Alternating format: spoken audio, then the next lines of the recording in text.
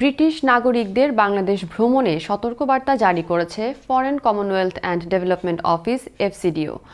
বাংলাদেশে আসন্ন নির্বাচন ঘিরে রাজনৈতিক সহিংসতা ও উগ্রবাদী গোষ্ঠীর সম্ভাব্য আক্রমণের ঝুঁকি বিবেচনায় এমন বার্তা জারি করা হয়েছে।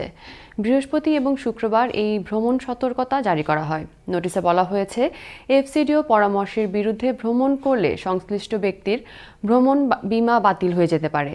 এছাড়া এফসিডিও বাংলাদেশের বিভিন্ন অংশে অত্যাবশ্যকীয় ভ্রমণ ছাড়া অন্য সব জায়গায় ভ্রমণ না করার পরামর্শ দিয়েছে।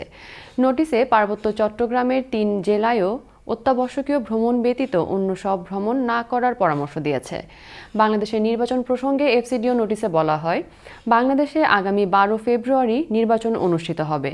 গত ২২ জানুয়ারি নির্বাচনী প্রচারণা শুরু হয়েছে। নির্বাচনকালীন সময়ে রাজনৈতিক সহিংসতা ও উগ্রবাদীদের হামলার আশঙ্কা রয়েছে।